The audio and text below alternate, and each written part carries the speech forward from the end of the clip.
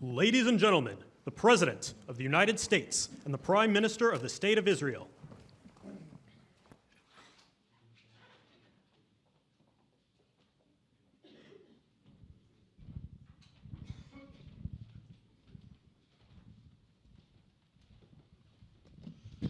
Thank you very much, everybody.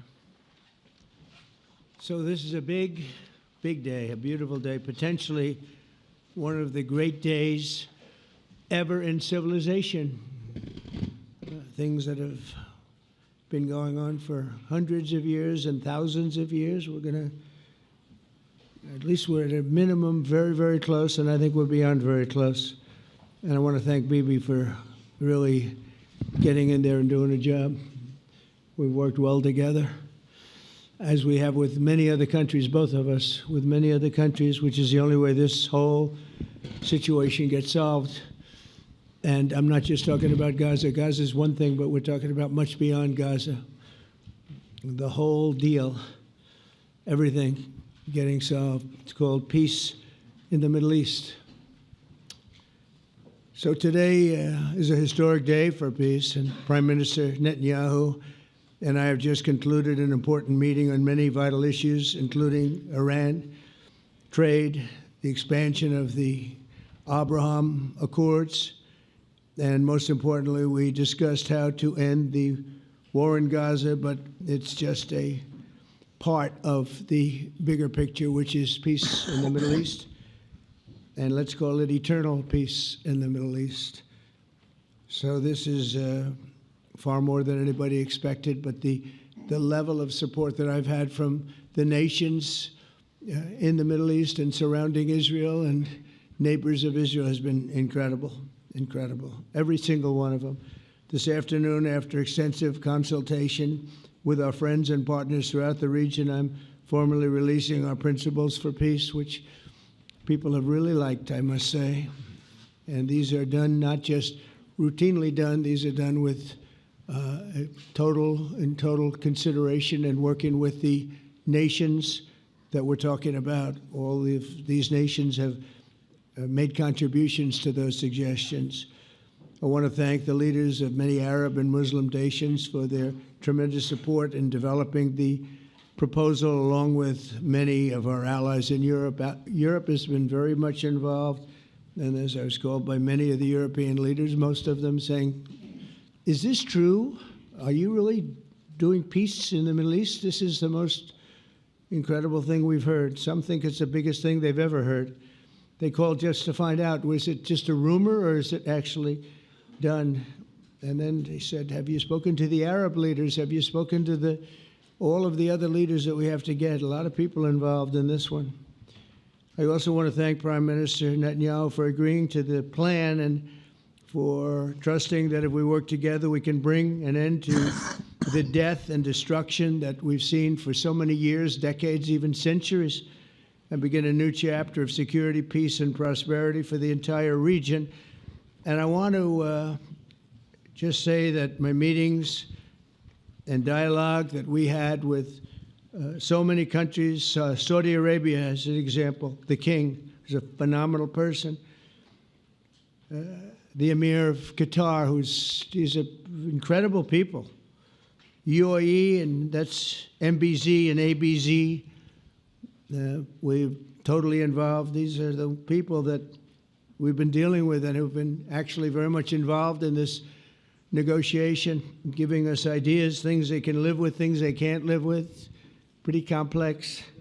I mean, after 2,000, 3,000 years, whatever it is, I guess it's got to be a little complex, or it would have been done a long time ago. The King of Jordan was with us, as you know, in the United Nations. The President of Turkey, President Erdogan, is a friend of mine, a strong man, but a good man. President of Indonesia, somebody who's an amazing leader, Prabowo. He is an amazing leader and respected by everybody.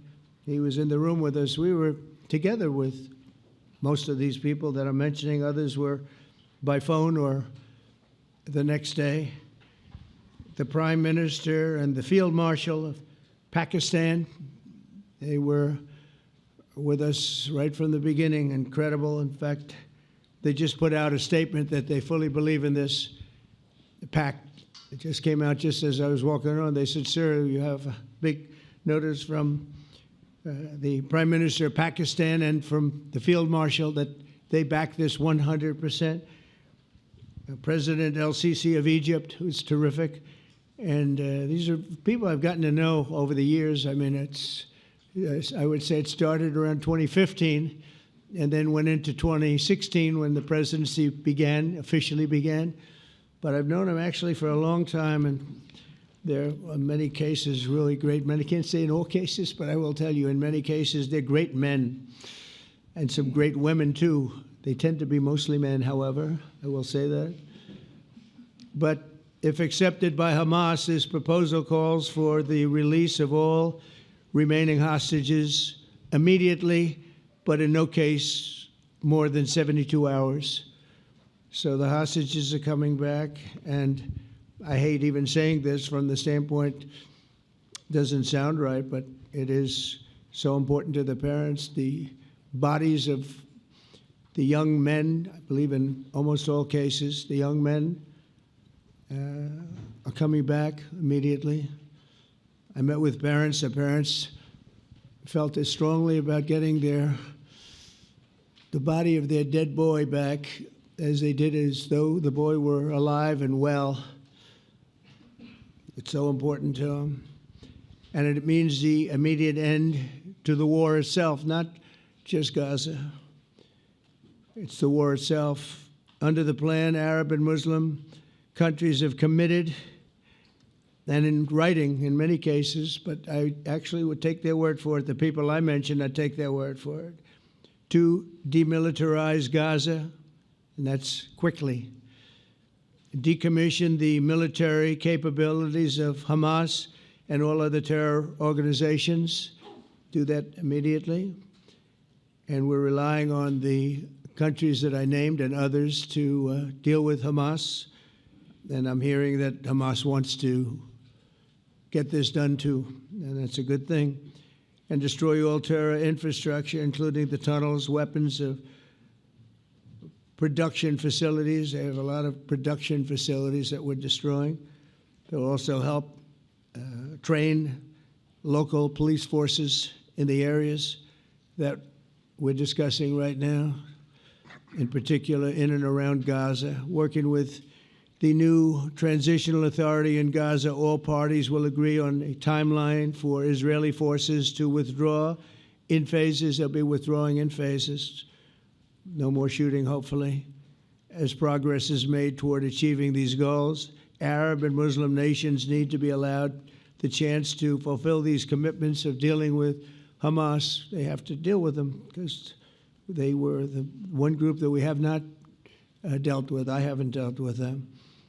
But the Arab countries are going to, and Muslim countries are going to be dealing with Hamas, and I believe they've already been there. I think they probably have an understanding, and they haven't maybe mentioned that, but I would imagine they do. Otherwise, they wouldn't have gone as far as they've gone. If they're unable to do so, then Israel would have the absolute right and actually our full backing, the U.S. full backing. Marco's here, and a lot of our leaders are here, our great Vice President, Susie Wiles, Steve Witkoff, Jared Kushner.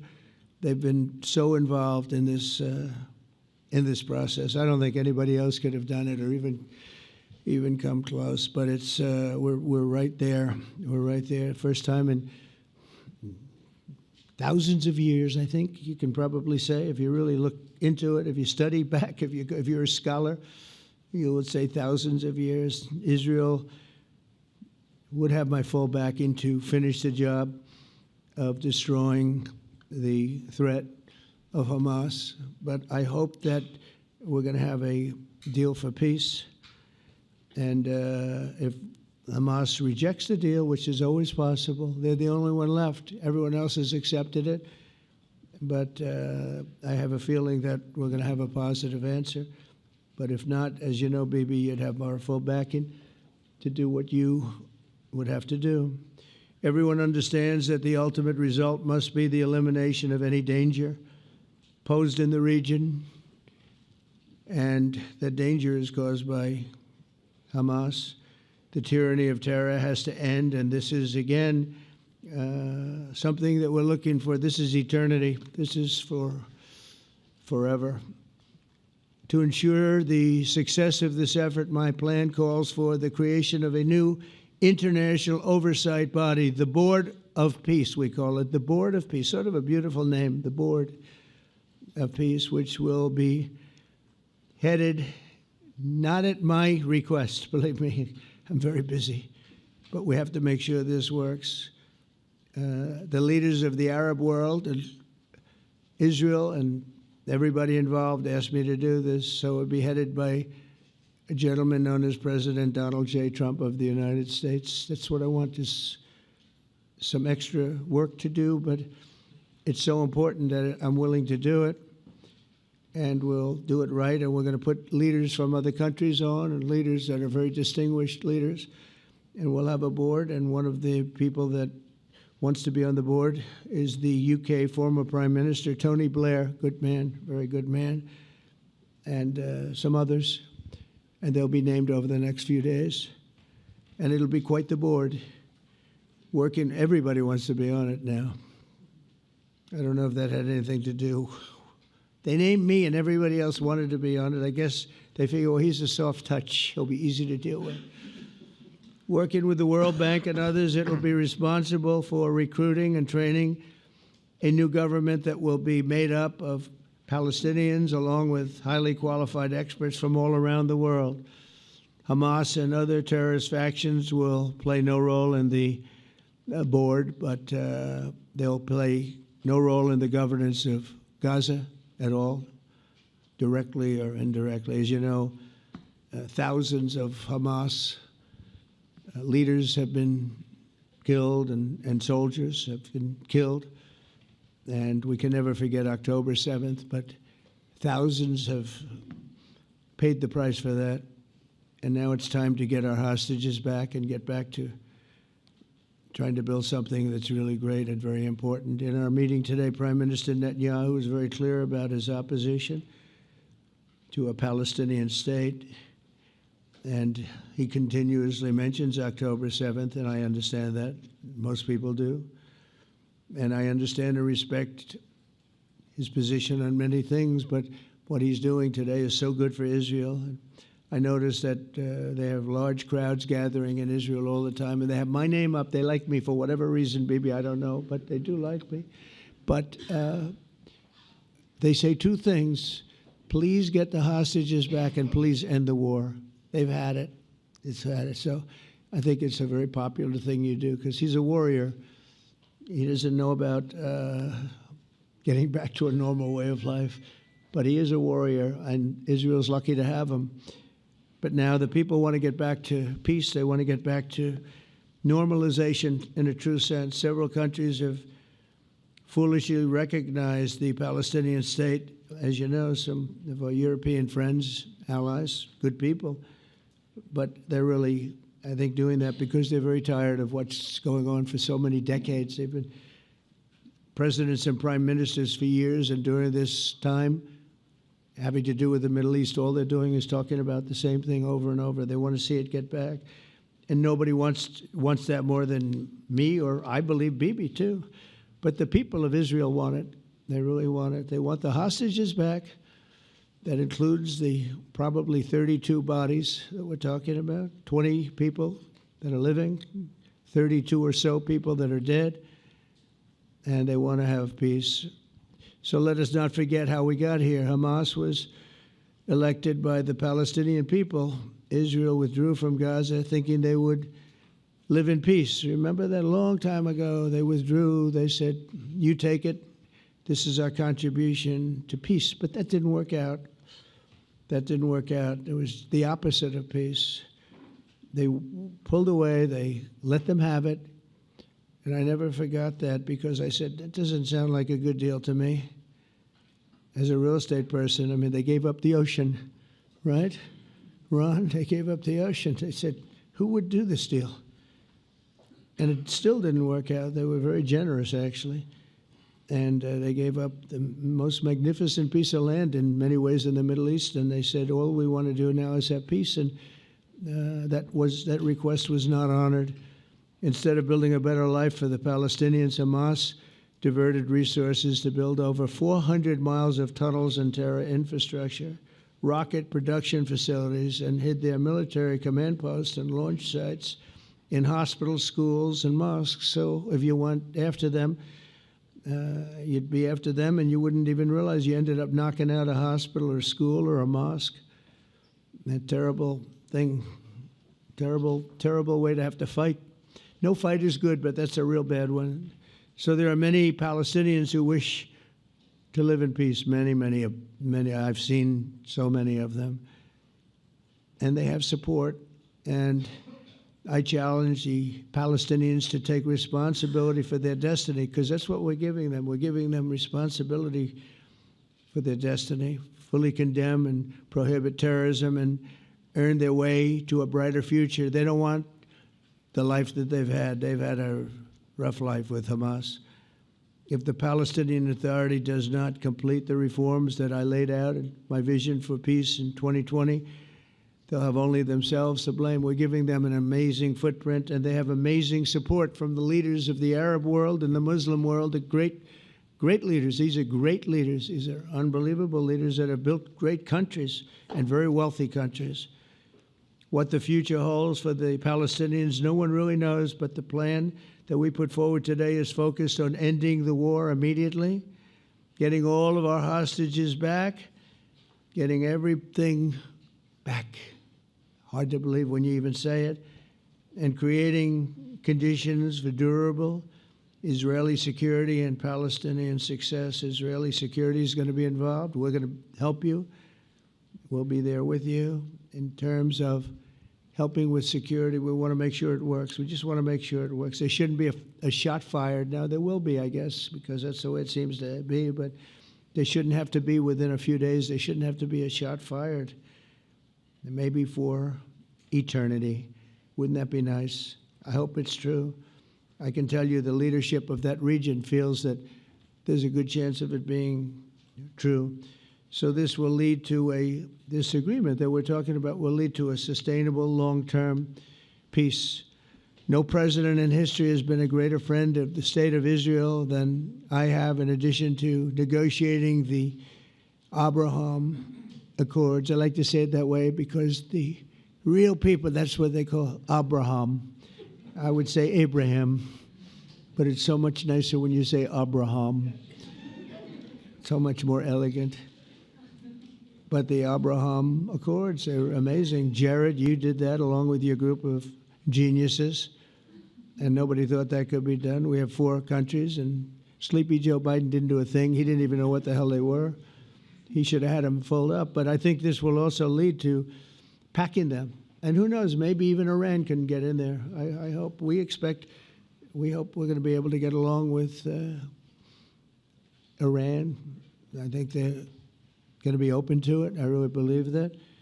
But they could be a member. I long ago said, I'll bet you at some point Iran will be a member of the Accords. And little did I realize it was going to take this turn. That was some turn we did with the B-2s. But I think they might very well be there because it's a great thing for them economically. I recognize the eternal capital of Israel. I opened the American embassy in Jerusalem. That was something that everyone said would never be done, could never be done. Virtually every president for many, many years, for decades, would campaign on making Jerusalem the capital of Israel. They campaigned on it over and over. Is that right, Steve? Is that right? Everyone, and when they got to it, and I understand why now, because it was so. When I got to office, I campaigned on it too. I said, we're going to make it. And then I'd get calls from the leaders of various countries saying, please don't do it. Please don't do it. It'll end the whole world. Please don't do it. And finally, I just didn't say anything, and I did it. People were calling me before I did it because they heard I was going to do it. And leaders of countries were calling me. And I think it was on a Thursday that I did it. And they'd call me Monday, Tuesday, Wednesday, 3-4 times a day, and I said, tell them I'll call them back on Friday. And I announced it on Thursday, and I called them back, the biggest people in the world, and they said, "You've done it." I said, "Done what?" "You've made the capital of Israel, Jerusalem, and we wanted to talk yet." I wish you called me a little sooner. Maybe I could have done something about it. So that was a lot easier than getting into an argument, because I knew what they were calling about. And you know what? It turned out to be amazing. Everybody thought it was going to lead to the end of the world, right? The end of the world, Ron, that's what they said. It didn't lead to anything. It just led to something that I promised, and something that was very, very popular for Jewish people and a lot of other people, too. I recognize Israeli sovereignty over the Golan Heights, and I cut taxpayer funding to the corrupt United Nations Relief and Works Agency. And United Nations was interesting because, as you know, a few days ago they introduced me. Ladies and gentlemen, the President of the United States. I'm looking at my teleprompter, and the thing was dead, stone cold, dead. The thing's up here. I have a long, beautiful speech to make. I'm back 30 feet back, and I'm saying, they're introducing me. There's nothing on my teleprompter. So, but I made a speech. I actually got good marks. You think Biden could have done that? I don't think so. I don't think he could have done that. I don't think too many people could have done it. But actually, it was actually more of a speech from my heart, if you want to know the truth. I think it was maybe better in certain ways because it was from the heart. It has to be from the heart. Otherwise, you're in big trouble. But I cut taxpayer funding for that very corrupt United Nations Relief and Works Agency, and nobody thought that would be done, and withdrew from the horrible Iran nuclear deal that was imposed upon Israel by Barack Hussein Obama and Biden. And I don't think Biden knew anything about it, though. I don't think he knows anything about it now, actually, if you ask him. He'd say, "What is that?" And we obliterated Iran's nuclear enrichment capacity, making it impossible for them to have a nuclear weapon, which they would have had probably in about 2 months from that. But I've never asked Israel to compromise its security, but we had big, strong talk. Nobody's been better to Israel. No president's been better to Israel than Donald Trump. But we had a long, strong talk, Bibi and I, and he understands it's time. It's time. History has shown. And the people of Israel want it.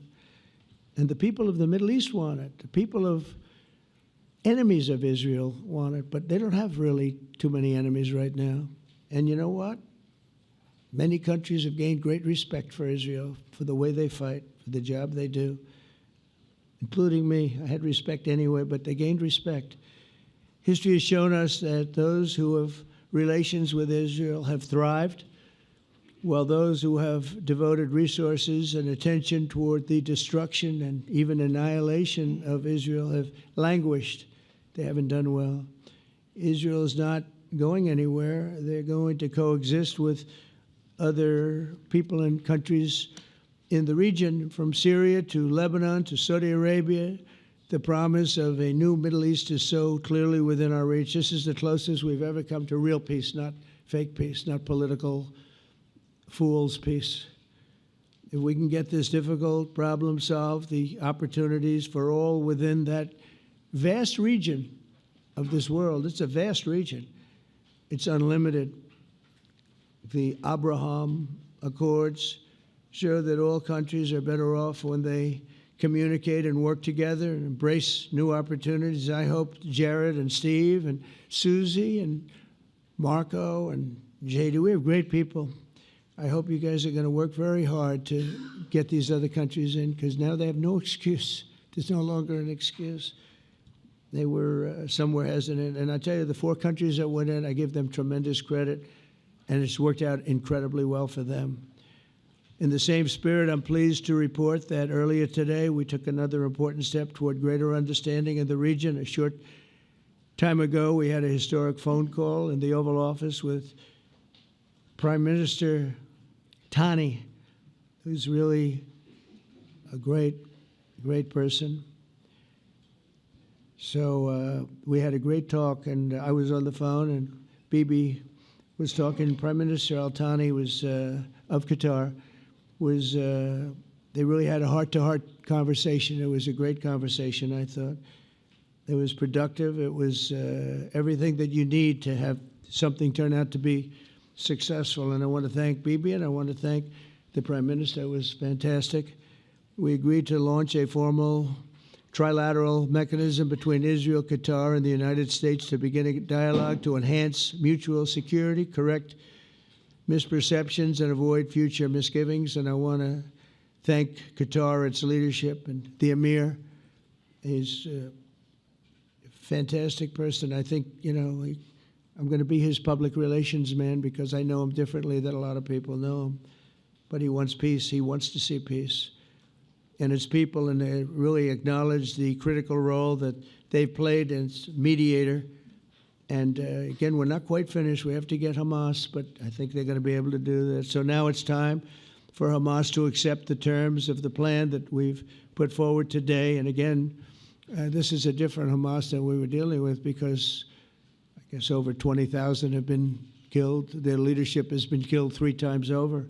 So you're really dealing with different people than we've been dealing with over the last 4 years, 5 years. Everyone has done their part and come to the table in good faith. Our Arab and Muslim partners are fully prepared to step up and fulfill their commitments for the benefit of the people of Gaza and the entire region. They're willing to step up and do a lot. They really are. There are a lot of good people involved. Everyone wants to see, everybody who wants to see an end to the violence and destruction should be united in calling for Hamas to accept the extremely fair proposal so that we can end the war and get us back our hostages right now and have everlasting peace. And I look forward to having relationships with everyone. As the chairman of the board, I'll be involved, and we'll have meetings with some very smart people that'll be working over there to make sure that we haven't just been wasting time with an agreement that doesn't get done. The task of building peace will not be easy. There are some of the hardest problems in the world to solve, and that's why it's been going on for so many centuries. But too many lives are at stake not to try, and this was more than a try. I mean, I think this is something that gets done when you have virtually every country, and these are powerful, powerful countries that have a lot of money, and the money can make things happen. A lot of countries try, and they don't have any money. These are very rich countries that can make things happen. So together we'll forge a much safer and more hopeful future for everybody, including Israel. And I want to thank Prime Minister Netanyahu for his partnership. And I want to thank all of the leaders, the kings and the emirs and the presidents and prime ministers, people I mentioned.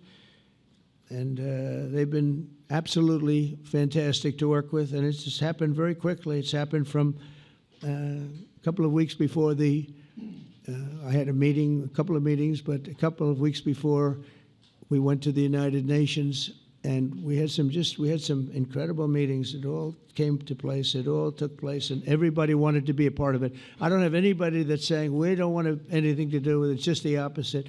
And I'll tell you, a couple of years ago, a year ago, I don't think we would have had this kind of participation, Mr. VP, right? I don't think we would have had. It's been amazing. The participation was 100%. Everybody wants to be a part of it. And everybody, those very strong countries, everybody wants it to work. So, Bibi, congratulations on this. I think this will be your crowning achievement, frankly. If this all works out, we think it will.